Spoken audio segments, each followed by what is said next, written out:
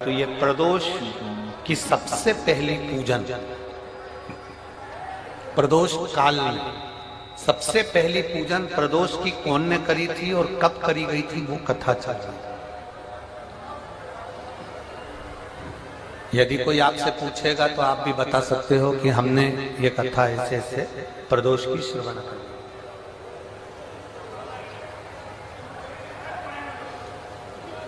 एक सुख का अनुभव कराती है प्रदोष की पूजा।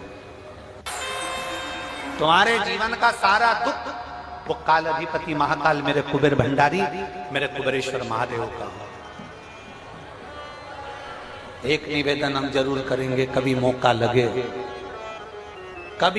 लगे इस पंडाल में बोलकर जाना बाबा से कि बाबा मुझे ऐसा धन देना कि एक बार मैं भी कुबेरेश्वर धाम सीहोर आ सकूं और तेरे धाम में आकर कथा सुन सकूं, कंकर शंकर की पूजन कर सकूं, वहां का रुद्राक्ष ले सकूं कभी कभी। और जरूरी नहीं है कि वहां का रुद्राक्ष केवल बीमारी के लिए काम आता है ना, कभी जिंदगी में कुबेरेश्वर धाम जाना और रुद्राक्ष मांग कर लेकर आना। और हम तो कहेंगे जितने कथा सुनने वाले हैं सारे श्रोताओं से निवेदन करेंगे, लाल धागे में उस रुद्राक्ष को अपने गले में धारण कर कर रखो। जिंदगी में कभी हार नहीं होगी, आगे बढ़ते ही जाओ। चाहे महिला हो चाहे पुरुष हो, चाहे महिला हो चाहे पुरुष हो, गले में रुद्राक्ष होना जरूरी है। पहनो। कई लोग कहते हैं हम तुलसी की माला पहनते हैं, रुद्राक्ष पहन सकते, क्यों नहीं? किसने मना करा? कौन से शास्त्र में लिखा है, कौन सी वेद में लिखा है, कौन से पुराण में लिखा है कि तुलसी को पहनने वाले रुद्राक्ष नहीं पहन सकते या रुद्राक्ष को पहनने वाले तुलसी नहीं पहन सकते?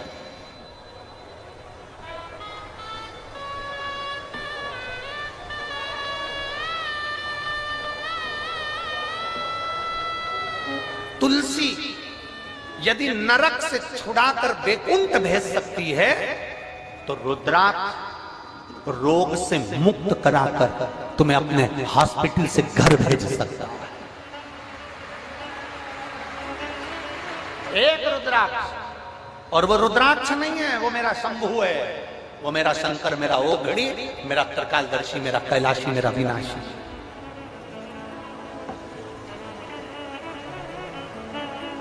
कई लोग कहते हैं गुरुजी अभी आपके यहाँ पर रुद्राक्ष उत्सव हुआ, अभी आपके यहाँ पर 26 तारीख को सुबह 10 बजे महादेव की होली है।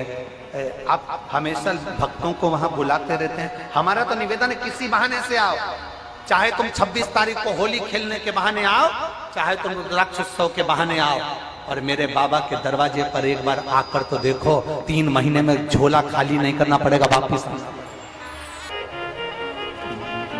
अगस्त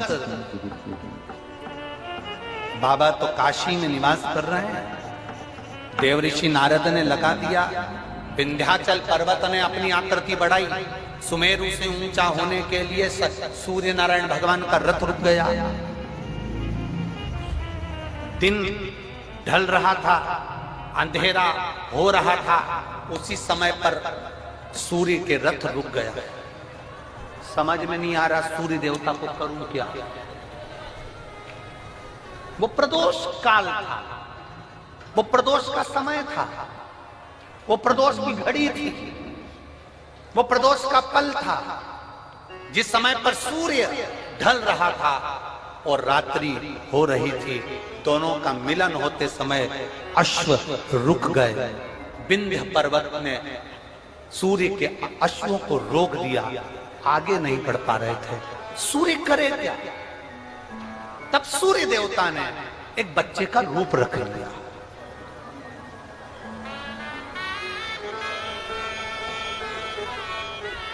ये दुनिया के लोगों को मालूम होना चाहिए कि पहला प्रदोष का उपास व्रत, प्रदोष की पूजन किसने करी है। ये आपकी आराधना में, आपकी चित्तवृत्ति में आना चाहिए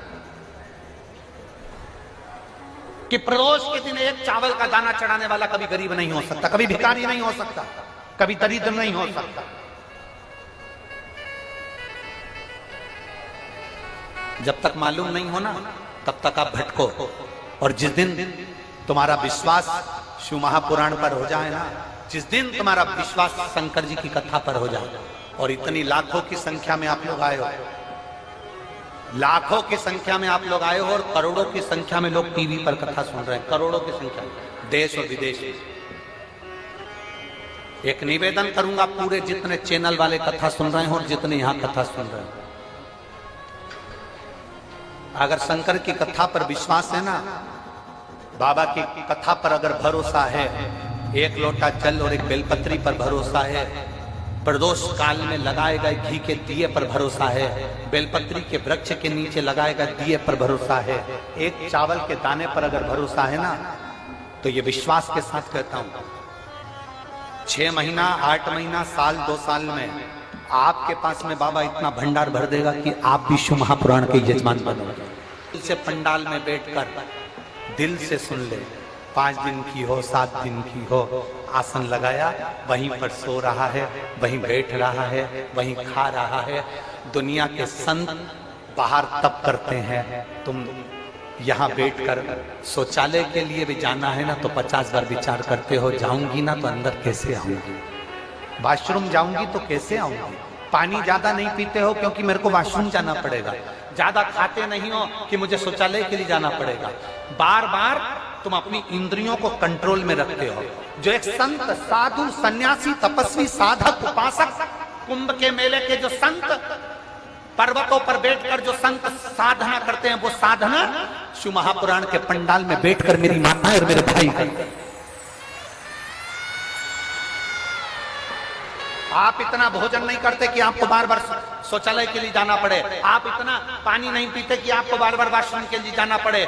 आप अपने शरीर को, अपनी इंद्रियों को केंद्रित कर कर रखते हो, क्योंकि जाऊंगी ना, इतना बाहर निकल कर जाऊंगी तो वापिस आने में टाइम लगेगा, मैं कथा छूट जाएगी, जगह कोई ले जाएगा। अपनी इंद्रियों को कंट्रोल में कर रहा। इतना तो कोई साधु नहीं कर सकता, इतना तो कोई संत नहीं कर सकता, इतना तो कोई सन्यासी नहीं कर सकता। संत, साधु, सन्यासी, तपस्वी, कई वक्ता, कथाकार, जिनसे एसी के रूम नहीं छूटते, जिनसे 4 व्हीलर गाड़ियां नहीं छूटती, वो भी इतना सन्यासी का जीवन नहीं जी सकते जितना आप जी रहे हो, जितना आप जी रहे हो।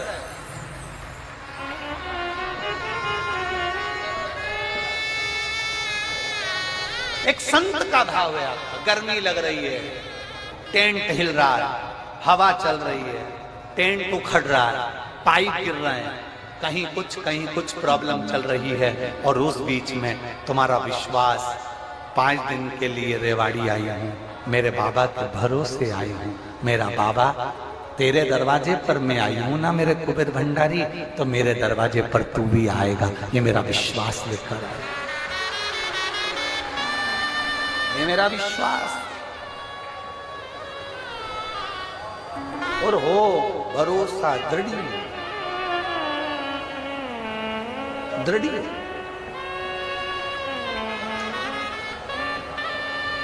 वो कहते हैं ना, तुझसे मिलने के लिए तेरी कसम, ये मेरे बाबा से मिलने का ये केंद्र बिंदु है शिव पुराण की कथा। ओम मेरे भोले तेरा सहारा है,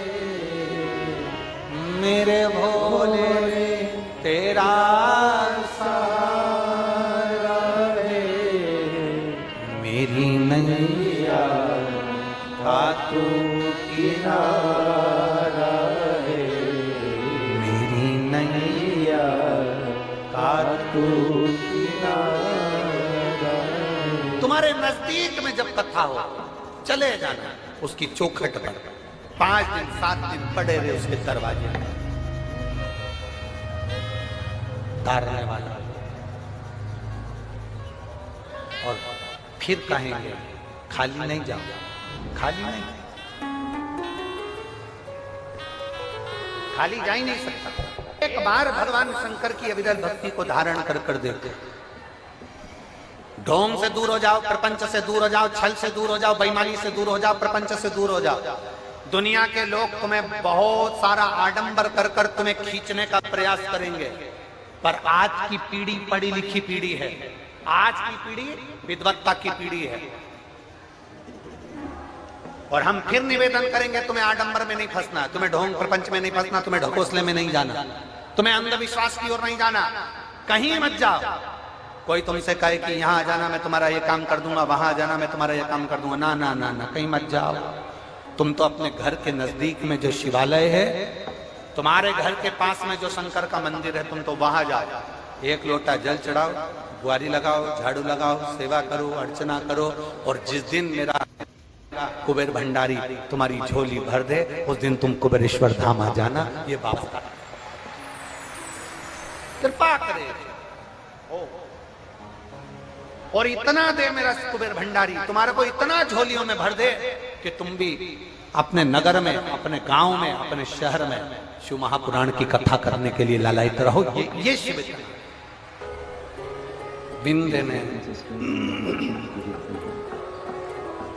सूर्य भगवान जब अस्त हो रहे हैं, अंधेरा छा रहा है, प्रकाश कम हो रहा है, तब विंध्य ने अश्व को रोका और सूर्य नारायण बालक का रूप रखकर काशी चले।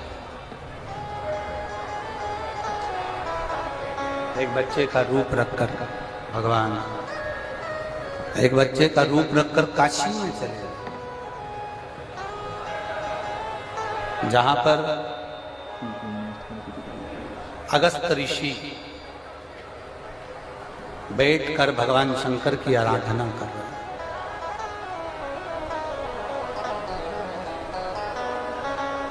जिस जगह पर अगस्त ऋषि बैठकर भगवान शंकर की आराधना कर रहे हैं, अगस्त ऋषि ने भगवान शिव का शिवलिंग का निर्माण किया। भगवान शंकर के शिवलिंग का निर्माण अगस्त ऋषि करते हैं, वहीं पर पहुंच जाते हैं सूर्य नारायण भगवान, निवेदन करते हैं, प्रार्थना विनती, आप कृपा करिए। अगस्त बामा ने पूछा कि तुम कौन हो? भास्कर देव सूर्य नारायण बच्चे का रूप रखे हुए थे, तो वो अपने असली स्वरूप में प्रकट होकर कहते हैं, मैं सूर्य नारायण।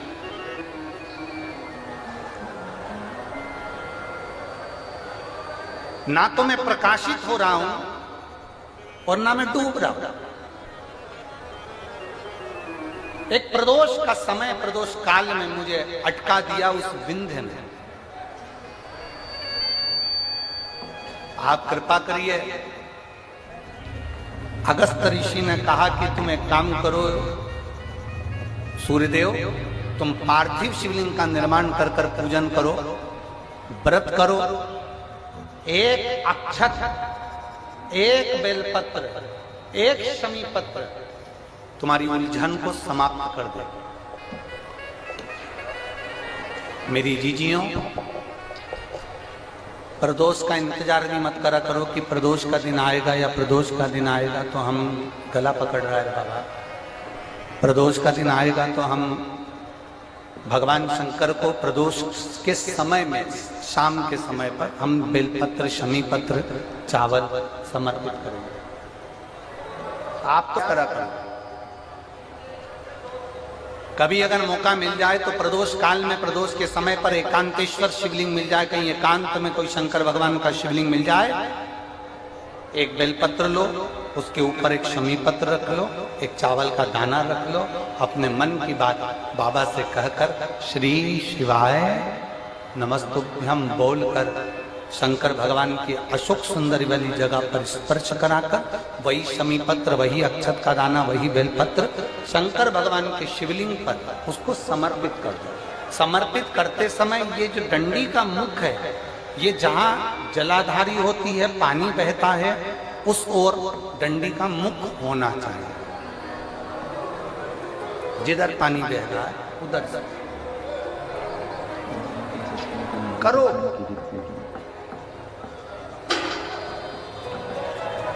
प्रदोष काल में करी गई आराधना, प्रदोष काल में किया गया भजन, केवल प्रदोष के दिन ही नहीं, प्रदोष काल में कभी भी शंकर को याद करो। वैसे तो शंकर भगवान को याद करने के लिए कोई समय निश्चित नहीं किया गया कि इस समय शिव जी को याद करना। मौत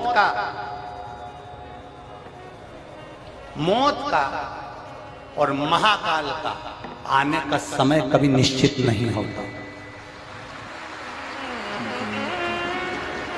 मौत आने का समय भी निश्चित नहीं होता, कब व्यक्ति की मृत्यु हो जाए, कब प्राण छूट जाए, कब बीपी शुगर कभी गड़बड़ हो जाए, कब किसको कौन सा रोग हो जाए, कब किसी को अटैक आ जाए, कोई समय का भरोसा नहीं है। मौत का जैसे समय नहीं होता, उसी तरह महाकाल के भजन का, शंकर भगवान के गुणगान का, शिव जी की भक्ति का कोई समय नहीं है। तुम जब पुकारो, मेरा देव अधिदेव महादेव तुम्हारे सामने खड़ा है। तुम जब पुकारो, बोल बम का नारा है, बाबा है सहाय, सारी समस्या का हल एक लोटा जल। तुम जब उसको पुकारोगे तब वो तुम्हारे सामने आकर खड़ा। सूर्य नारायण ने पुकारा, सूर्य नारायण ने पुकारा। अब सूर्य नारायण तो पुकारने में लग गए, बोलने में लग गए।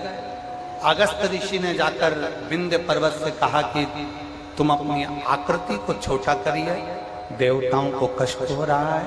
तब विंध्य पर्वत ने अपनी आकृति छोटी करी। सूर्य देवता भगवान शंकर का साधुवाद करे। शंकर भगवान ने आकर सूर्य नारायण को दर्शन दिया। भगवान देवाधिदेव महादेव ने कहा, सुनो भास्कर देव, सूर्यदेव, तुमने मेरी आराधना प्रदोष के समय पर अपने अश्वों को रोककर मेरी आराधना करी है। भास्कर देव, सूर्यदेव, संसार का कोई मनुष्य प्रदोष के दिन, प्रदोष काल में जब मुझे पुकारेगा, केवल मेरे नाम का उच्चारण कर कर मुझे पुकारेगा, शंकर भगवान कहते हैं उसी क्षण मैं उसके नजदीक में पहुंच जाऊं। उसी क्षण अकाल मृत्यु वो मरे जो काम करे चंडाल का, काल उसका क्या बिगाड़े जो भक्त हो महाकाल का। जो शंकर की आराधना करने वाला है, शिव की उपासना करने वाला है, शंकर का गुणगान करने वाला है, शिव की स्तुति करने वाला है, उसका बाल बांका नहीं होगा। शंकर का ही एक स्वरूप और मेरे भगवान शंकर का कोई रुद्रगण होगा जो भगवान शंकर की अविरल भक्ति को अपने भीतर उतारता होगा।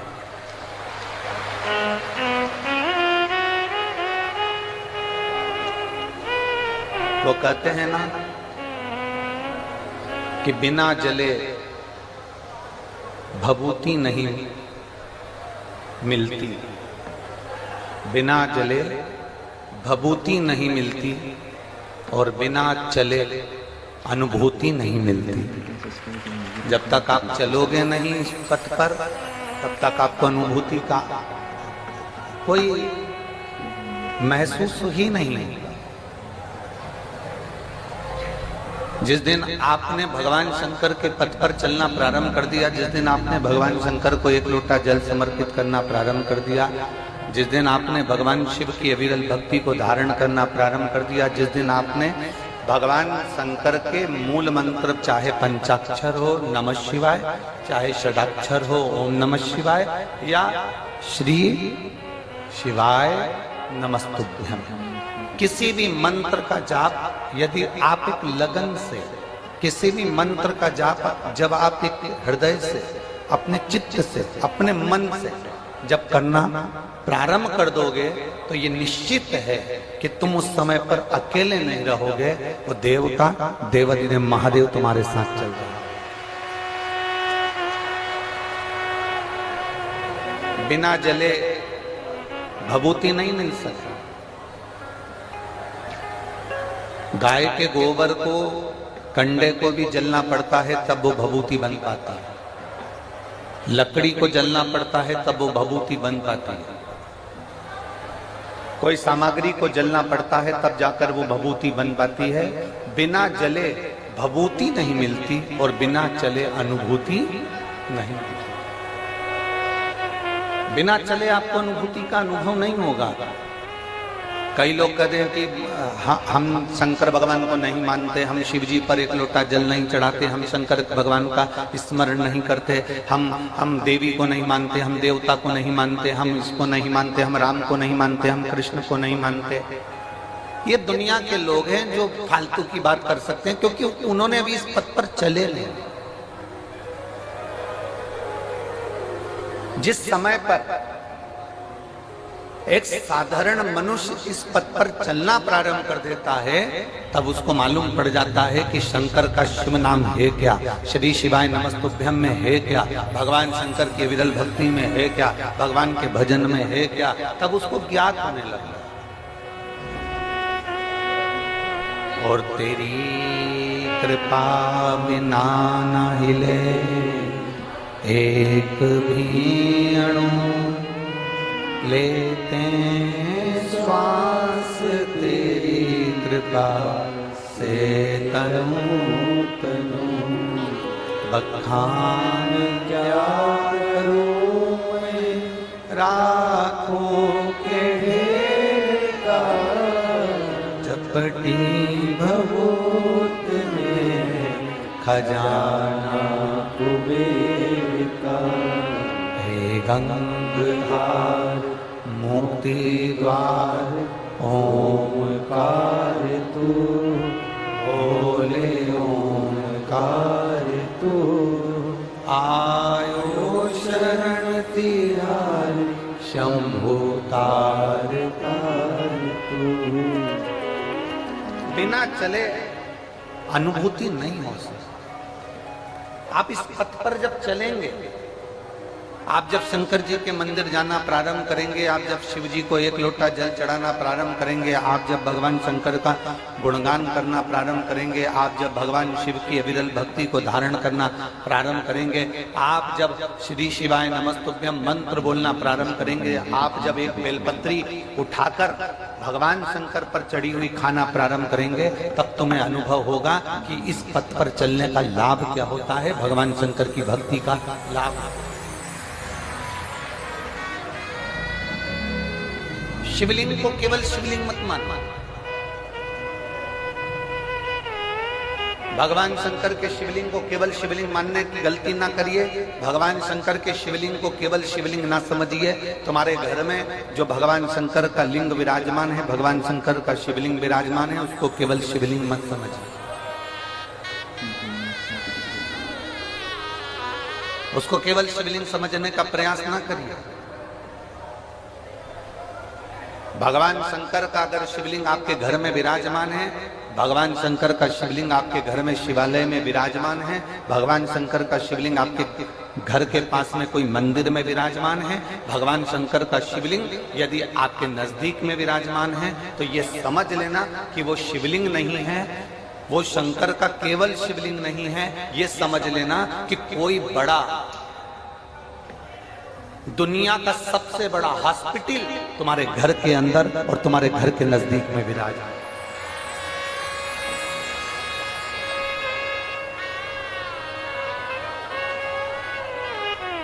उसको केवल शिवलिंग मत समझिए, उसको केवल शंकर भगवान का शिवलिंग मत समझो।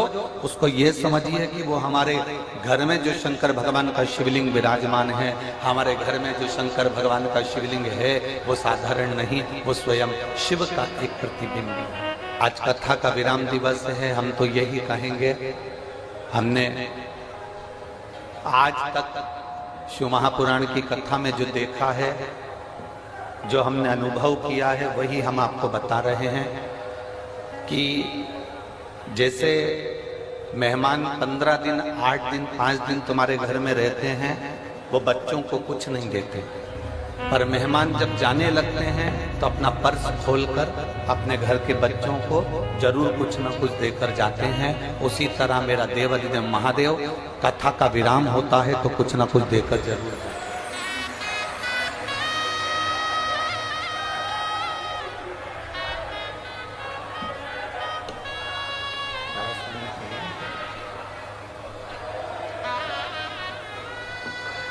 जितना प्रेम से कथा सुन सकते हो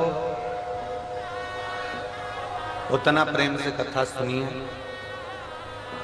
बहुत पूरी रात आप लोगों ने इस कथा का इंतजार किया, पूरी रात हो गई आप लोगों को।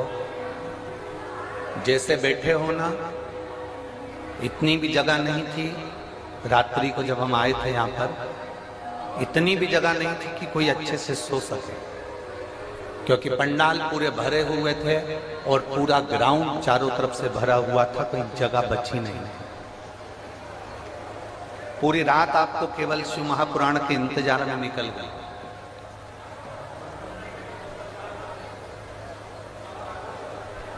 कई वीआईपी सुबेरे सुबेरे आ रहे होंगे और अंदर आने के लिए जिद कर रहे होंगे। हमारा उनसे निवेदन है, आपके चक्कर में इतने लोग जो रात भर से इंतजार कर रहे हैं उनकी कथा ना रह जाए, उसका स्मरण अपने भीतर रखिए। ये जो पूरी रात से इंतजार कर रहे हैं, आपके चक्कर में इनकी कथा ना रह जाए, इसलिए आपको जहां जगह मिले वहां बैठकर सुनो। जिद मत करो कि हमको आगे जाना है या आगे बैठना है या हमें आगे पहुंचना है, जहां मिल जाए। 2.5 घंटे की कथा और है, बड़े प्रेम से सुन लो और इतने प्रेम से सुन लो कि ये झोली तुम्हारी खाली ना रहे, मेरा भोलेनाथ तुम्हें भर कर पहुंचा दिल से।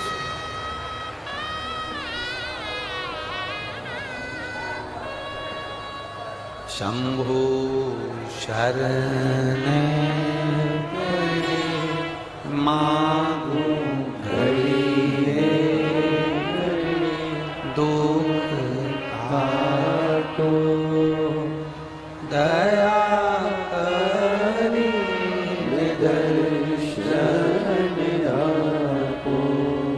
शंभु शरण पड़ी मागू घड़ी रे घड़ी दुख काटो दया करी दर्शन आपो।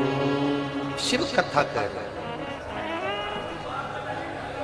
एक केवल शिवलिंग को शिवलिंग ना समझे।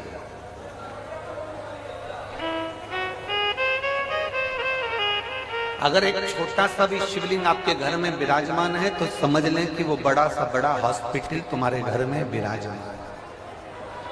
छोटा सा शिवलिंग नहीं है,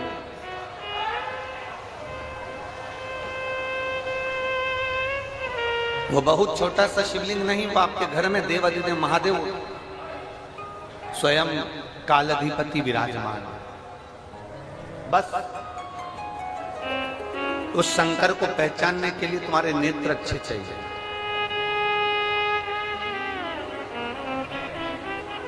सब्जी बनाने से पहले, आलू बनाने से पहले आलू को धोते हो कि नहीं धोते? जम के बोलो जरा।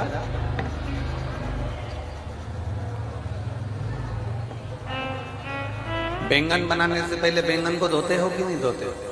बोलते जाओ जरा जल्दी जल्दी। धोते हो। लौकी बनाने से पहले लौकी को धोते हो कि नहीं धोते हो? धोते हो ना। कपड़ा गंदा हो जाता है तो कपड़े को धोते हो कि नहीं धोते? बोलते जाओ। धोते हो। आलू गंदा हो गया तो आलू को धोया है, लौकी गंदी हो गई तो लौकी को धोया है, कपड़ा गंदा हो गया तो कपड़े को धोया है। इनको धोने के लिए पानी की जरूरत पड़ती है, पर जब ये मन गंदा हो जाता है इसको धोने के लिए पानी नहीं सत्संग की जरूरत पड़ती है।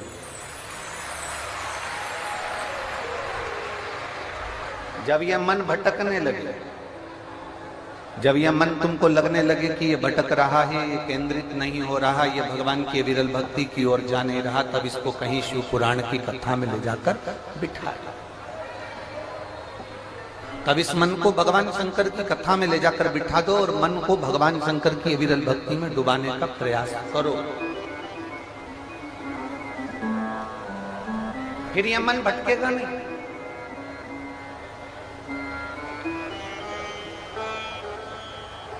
अगस्त ऋषि की एक कथा थी।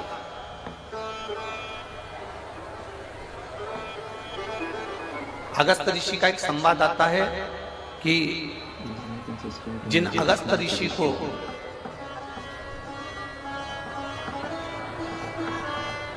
जिन्होंने पूरे समुद्र को चुल्लू में भरकर पी लिया,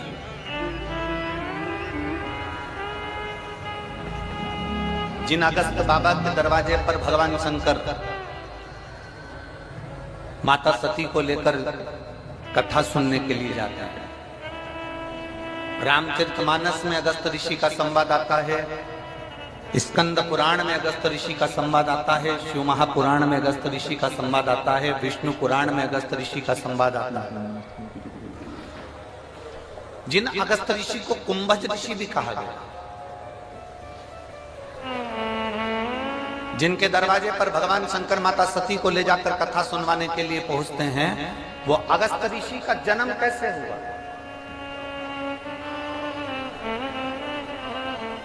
वो अगस्त ऋषि ने कोई बहुत बड़ा तप करा था जो अगस्त ऋषि बन गए?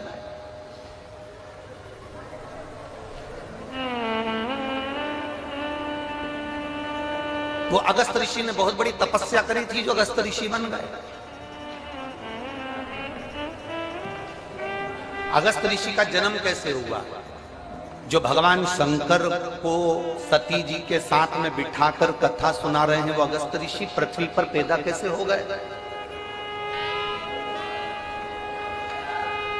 उनका जन्म कैसे हो गया?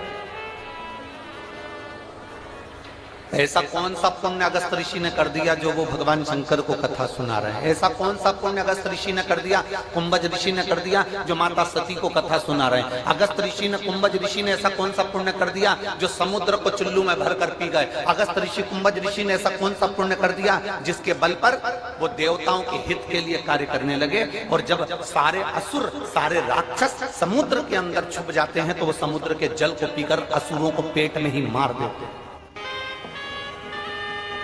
वो कुंभज बाबा, वो अगस्त ऋषि का जन्म कैसे हुआ? स्कंद पुराण कहते हैं, प्रभास क्षेत्र में, स्कंद पुराण कहती है प्रभास क्षेत्र में एक भगवान शंकर का बड़ा सुंदर शिवालय है जिसका नाम वैश्वानरेश्वर है।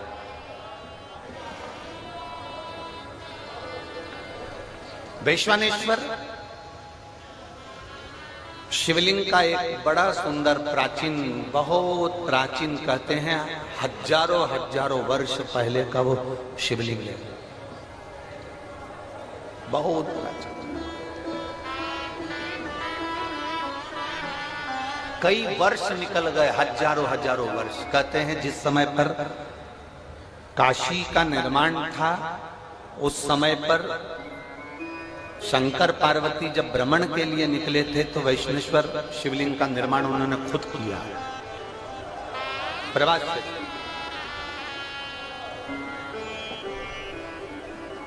उसी शिवलिंग के मंदिर के गर्भगृह में, उस मंदिर के अंदर एक तोता रहता था, एक मिट्ठू, एक तोता घोंसला बना लिया था। उसकी धर्म पत्नी, वो तोते की धर्म पत्नी, वो मिट्ठू की धर्म पत्नी, वो शुक्र की धर्म पत्नी भी उसके साथ में रहती थी। दोनों साथ में।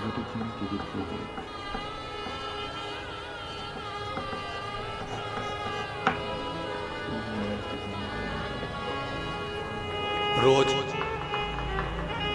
प्रतिदिन वो तोता, वो शुक्र, वो पक्षी उड़कर जाता, घास का एक तिनका उठाकर लाता और अपना घोंसला बनाता जाता। वो तोती, वो शुक की पत्नी, वो भी जाती, घास का एक तिनका उठाकर लाती और अपना घोंसला बनाती रहती। पति पत्नी ने दोनों ने मिलकर घोंसला तैयार करा, घूमते आते जाते, बस वो एक तिनका उठाकर लाते और घोंसला तैयार करते, और घोंसला तैयार करते करते करते करते उस घोंसले में रहना चालू कर दिया उन्होंने। मंदिर में एक घोंसला बना लिया, शंकर के शिवलिंग के उस मंदिर में उन्होंने घोंसला बनाया, और वो पक्षी, वो तोता अपनी पत्नी के साथ में उसमें रह रहा है। अब दोनों घूमने जाते हैं, दोनों आते हैं और वहां बैठ जाते हैं। समय बीता, दोनों के प्राण छूट गए, दोनों मर गए, दोनों के प्राण छूटे। और प्राण छूटने के बाद वो जब तोता तोती मरे, मरने के बाद यम की कैद में जब वो चढ़े, धर्मराज ने उनका निर्णय किया।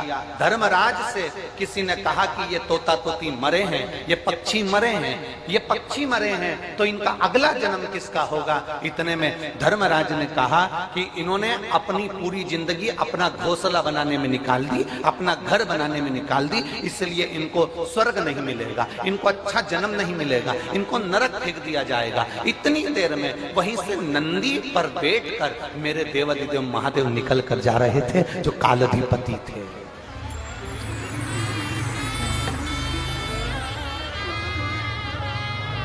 मेरे देवाधिदेव महादेव निकल कर जा रहे थे, जो कालाधिपति थे। उन्होंने जो तोता तोती को देखा तो पहचान गए कि ये मेरा तो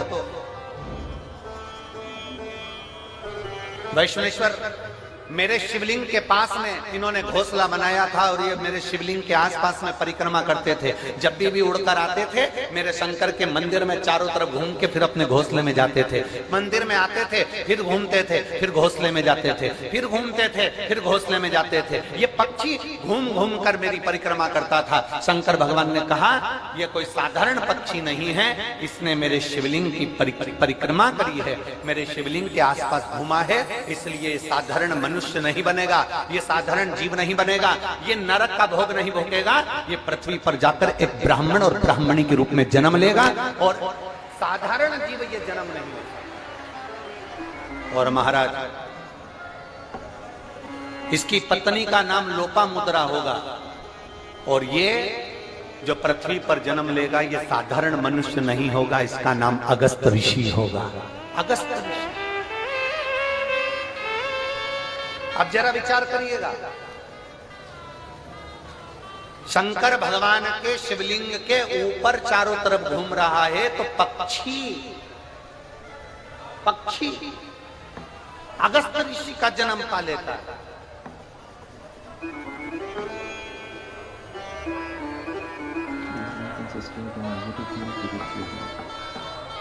जिस प्रदोष व्रत का हम वर्णन करते हैं, जिस प्रदोष के दिन का आपको बधाई कल हमने दी थी कि प्रदोष की आपको बधाई हो। प्रदोष शाम का जो समय होता है, प्रदोष काल जो होता है, उसका वर्णन जब हम करते हैं, ये प्रदोष की पूजन का विधान किसने बनाया, ये प्रदोष की पूजन का नियम किसने बनाया, ये प्रदोष की संध्या काल का, प्रदोष के समय का पूजन का विधान कौन बनाया, ये प्रदोष के समय पर एक बेलपत्र चढ़ाने का विधान किसने बनाया, प्रदोष के समय पर एक समीपत्र चढ़ने का विधान किसने बनाया। प्रदोष के समय पर अगर मान लो कोई भिखारी से भिखारी व्यक्ति भी है जो ठेला चला रहा है, उसके पास में खाने के लिए कुछ नहीं है, फटे कपड़े पहन रहा है, उसकी जिंदगी में कुछ भी नहीं बचा और कर्जे में लदालूम हो गया, एक चावल का दाना अगर वो प्रदोष के दिन, प्रदोष काल में शाम के समय पर शंकर के शिवलिंग पर चढ़ा देता है तो 3 या 4 प्रदोष में उसका कर्जा चूकना प्रारंभ हो जाता है। वो प्रदोष का विधान था। इतना ये प्रदोष का वर्णन करा किसने, इतना प्रदोष की महत्वता बताई किसने, कौन करे इतना वर्णन। अगर प्रदोष की महत्वता बताने वाला कोई है, इसीलिए मेरे शंकर भगवान माता सती को लेकर कुंभज ऋषि के यहाँ, अगस्त ऋषि के यहाँ कथा सुनने के लिए गए थे, क्योंकि उनके बराबर कोई शंकर के महत्व को बता नहीं सकता और प्रदोष के महत्व को नहीं बता सकता। सती मैया को प्रदोष का महत्व बताने के लिए शंकर सती जी को लेकर कुंभज बाबा के यहाँ गए थे, अगस्त ऋषि, कि प्रदोष के महत्व को तो जानो सती, तुम प्रदोष के महत्व को तो सती जानो, तुम प्रदोष के महत्व को तो सती पहचानो कि प्रदोष का महत्व क्या होता है, प्रदोष काल का महत्व क्या होता है, प्रदोष के समय का महत्व क्या होता है। जिस समय पर सूरज डूब रहा हो, चंद्र प्रकाशित हो रहा हो, दोनों का मेल हो रहा हो, ना तो पूरा सूरज डूबा है, न पूरा चंद्र आया है, ना पूरा अंधेरा है ना पूरा उजाला है, उस समय को प्रदोष काल कहा गया, उस समय को प्रदोष का समय कहा गया, प्रदोष काल कहा। अब कई लोग हमसे कहते हैं गुरुजी आप हमको प्रदोष का समय बताया करो कि प्रदोष काल किसको कहते हैं, प्रदोष का समय किसको कहते हैं। अब एक बात हम आप सबसे कहना चाहते हैं, जितने लोग आस्था चैनल पर सुन रहे हैं, जितने फेसबुक यूट्यूब पर सुन रहे हैं और जितने रेवाड़ी की इस पवित्र धरा पर कथा को सुन रहे हैं, आप सबसे एक बात कहना चाहेंगे, अगर हम समय देखकर बताएं आपको कि शाम को 6 बजे, 6:30 बजे, 6:30 पे लेकर 7:30 के बीच में ये समय है, या 5:30 से लेकर 6:30 तक का ये समय है, या हम तुमको बोल दें कि इतनी बजे ये समय प्रदोष काल का रहेगा या इतनी बजे ये समय रहेगा, तो देखिए कभी कभी ठंड का समय आता है तो दिन जल्दी ढल जाता है, कभी कभी गर्मी का समय रहता है तो दिन बहुत लेट ढलता है। इसलिए समय की गणना से मत चलो, आप तो ये अंदाजा लगाकर रखो कि दिन ढल रहा हो,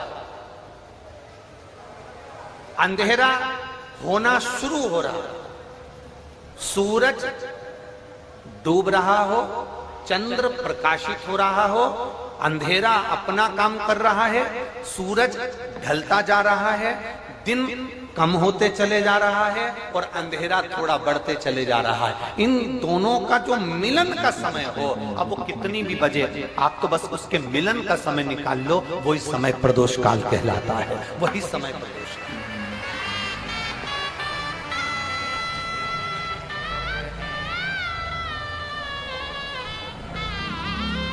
अब प्रदोष काल की पूजन का विधान किसने बनाया?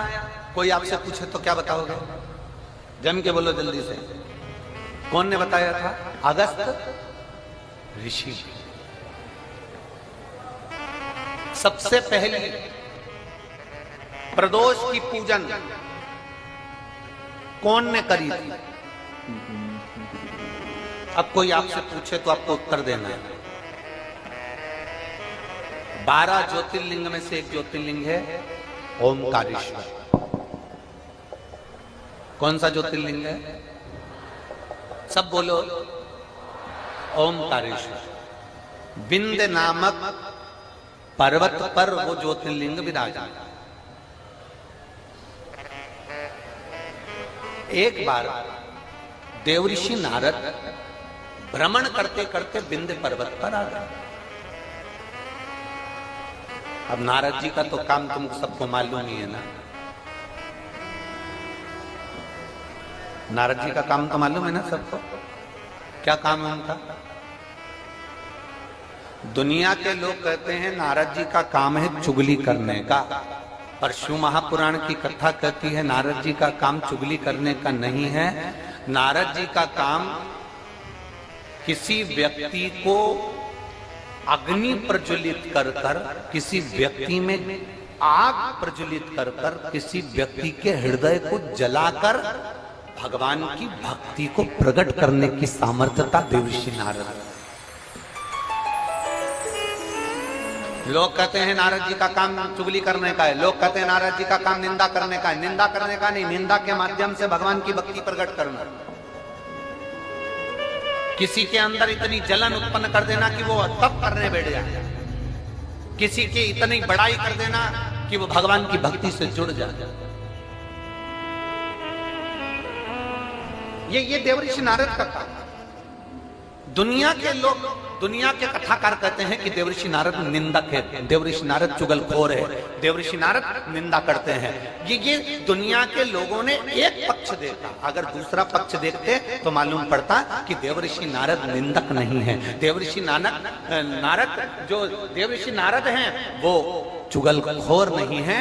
देवऋषि नारद अपनी वाणी से किसी के अंदर अग्नि उत्पन्न कर कर उसको इतना अंदर से जला देते हैं कि वो भगवान को प्राप्त करने के लिए फिर कुछ ना कुछ प्रयास कर ही लेता है। जब जब देवऋषि नारद ने निंदा करी, जब जब देवऋषि नारद ने चुगली करी, तब तक देवता को प्रकट होना पड़ा।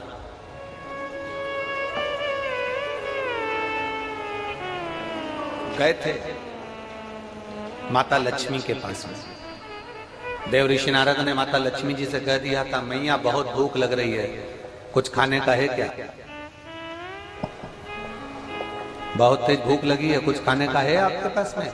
मैया ने अंदर से जाकर मोतीचूर का लड्डू ला कर दे दिया।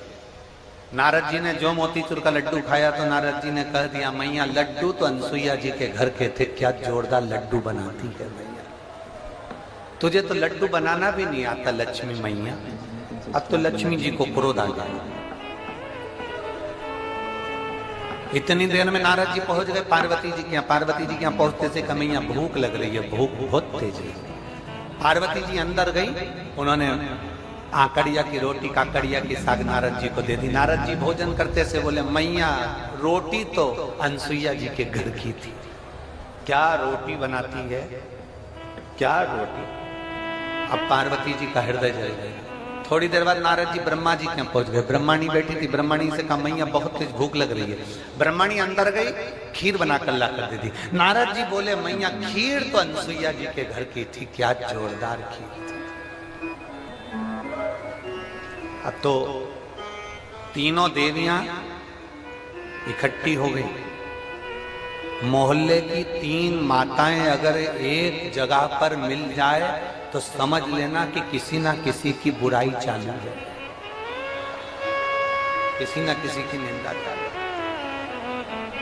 अगर ये तीनों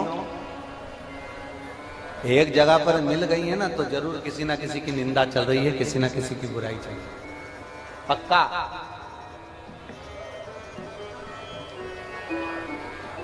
इकट्ठी हो गई।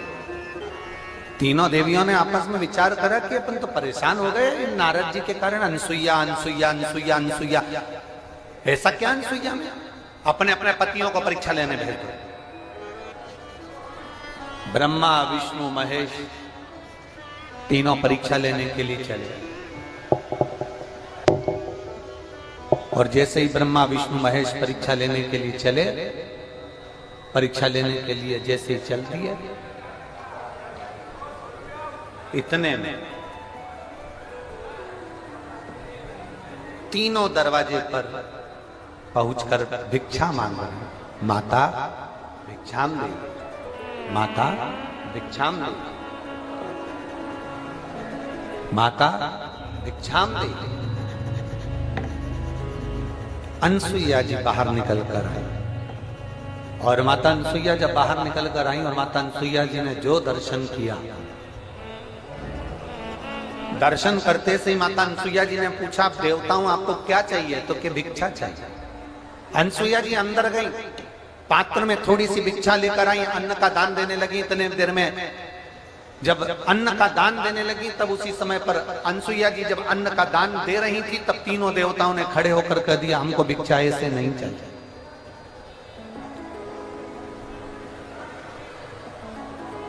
हमको ऐसी भिक्षा नहीं चाहिए।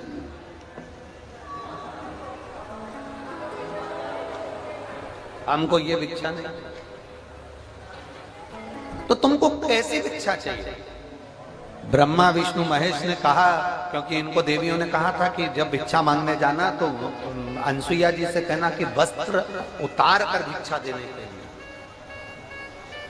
वस्त्र। अब तीनों देवताओं ने कहा, मां भिक्षा तो चाहिए, मां भिक्षा तो चाहिए, पर वस्त्र उतार कर है, वस्त्र। अनसुईया जी बोली कि देवताओं,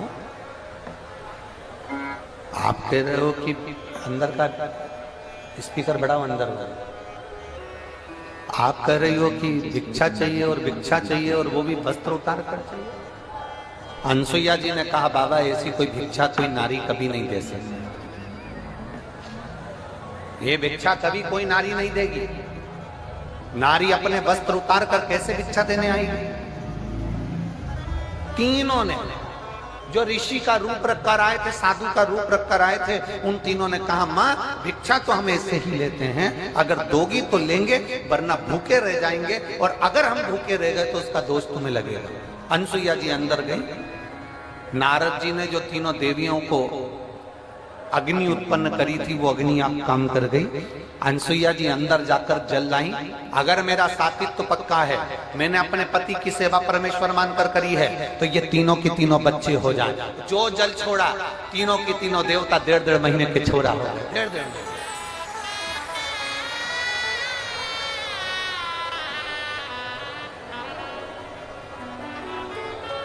अंत ऋषि थे।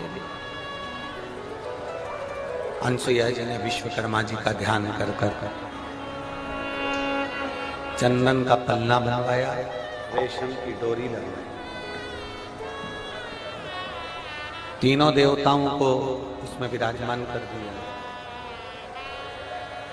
तीनों देवताओं को उसमें विराजमान कर दिया।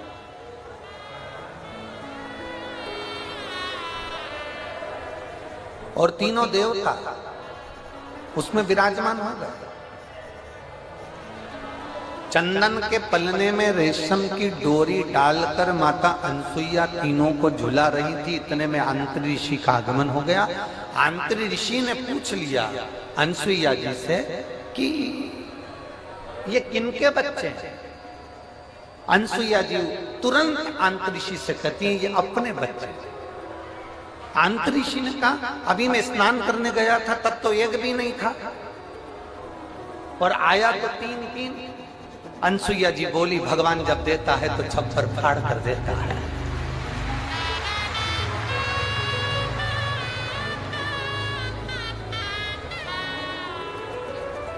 और माता अनसुईया ने डाल दिया पालना, बन करके झूल रहे 3 देवता। झूल। अब नारद जी का काम देखिए। दुनिया के लोग कहते हैं नारद निंदा करते हैं, दुनिया के लोग कहते हैं नारद चुगली करते हैं। अगर नारद नहीं होते तो चंद्र प्रकट नहीं होते, अगर नारद नहीं होते तो दुर्वासा प्रकट नहीं होते, अगर नारद नहीं होते तो दत्तात्रेय भगवान प्रकट नहीं होते, अगर नारद नहीं होते।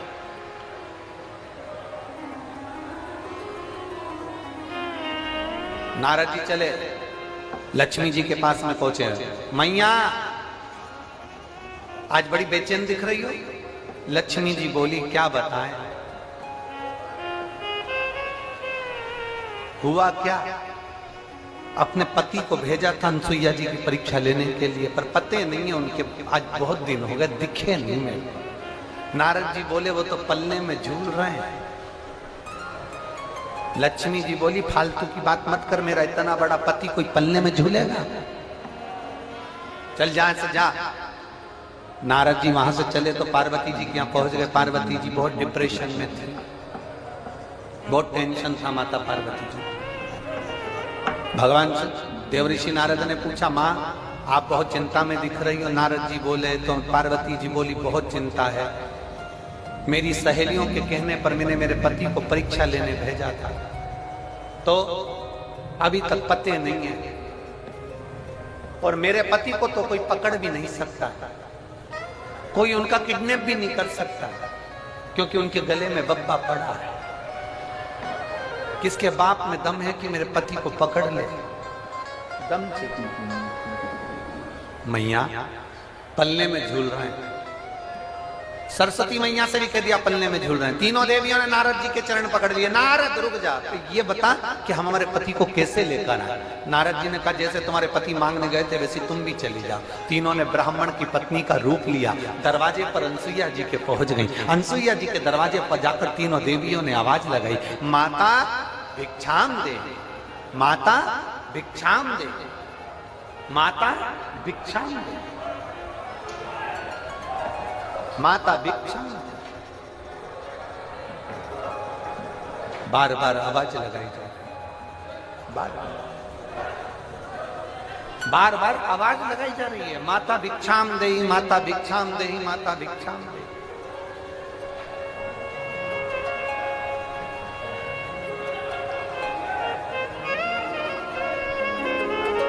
बार बार आवाज आई।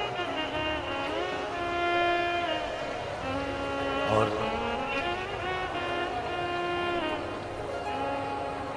जैसे ही आवाज लगाई, पार्वती मैया अनसुईया मैया निकल कर बाहर आई। जो अनसुईया मैया निकल कर बाहर आती, इतने में अंतरीषि ने आवाज लगाई, अनसुईया कहां जा रही हो? अनसुईया रुक गई, दरवाजा बंद है, तीनों देवियां बाहर। लक्ष्मी ने पार्वती से कहा, पार्वती जरा देखो तो अंदर अपने पति हैं भी कि नहीं है। पार्वती जी ने सरस्वती से कहा, तुम अंदर झांक कर देखो पति अंदर है कि नहीं है। सरस्वती मैया दरवाजे में एक छोटी सी सरंग, पतली सी सरंग, उस सरंग में से सरस्वती अंदर झांक कर देख रही थी। इतने में पीछे से देवऋषि नारद जी आकर बोले, मैया तुम दूसरे के घर में झांकी हो ना, आज से पृथ्वी पर जितनी माता है ना, इनकी भी आदत बदल जाएगी। ये जब भी कपड़ा सुखाने ऊपर जाएगी तो पड़ोसी की छत जरूर ढाक के आएगी।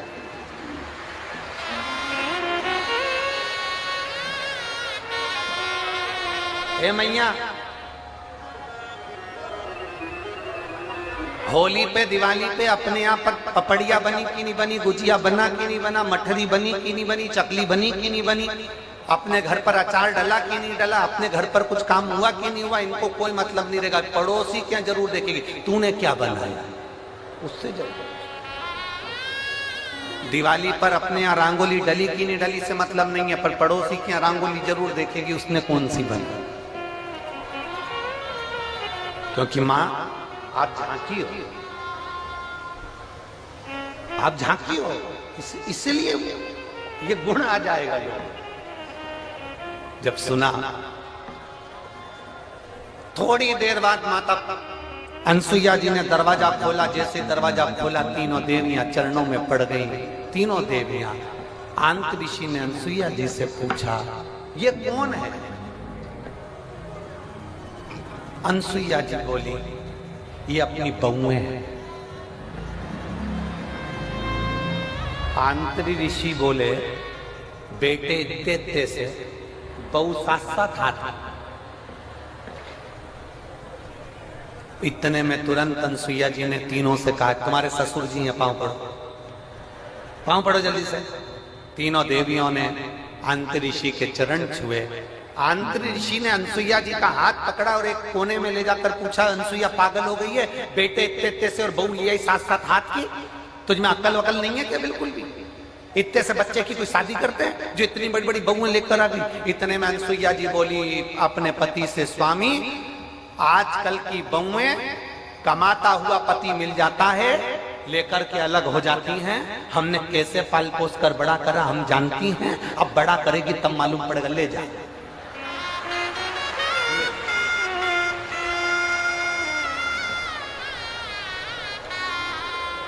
अब तीनों देवियां तीनों देवताओं को देखकर टेंशन में आ गई।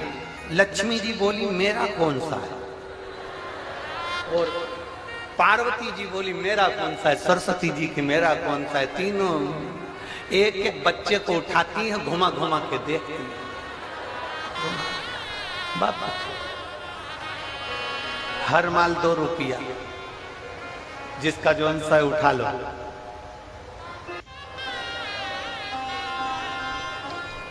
अब उठाएं किसको? लक्ष्मी जी सबसे पहले बोली कि देखो, सबसे पहले मैं विद्वान भी हूं और चतुर भी हूं, और मैं अपने पति को छांट सकता हूं। जो ज्यादा विद्वान होता है, जो ज्यादा चतुर होता है, सब्जी के ठेले पे वही सड़ी हुई भिंडी लेके आता है।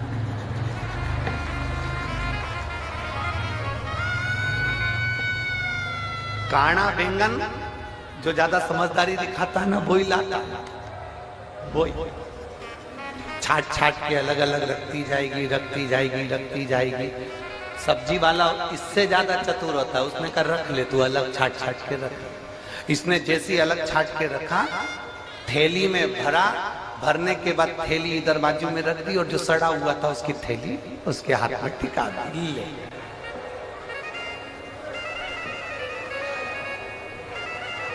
लक्ष्मी जी बोली, सबसे पहले मैं छाटूंगी। लक्ष्मी जी ने अपने पति को छाटा। जो छाटने बैठी लक्ष्मी जी, तो भगवान ब्रह्मा जी को उन्होंने अपनी गोदी में उठा लिया।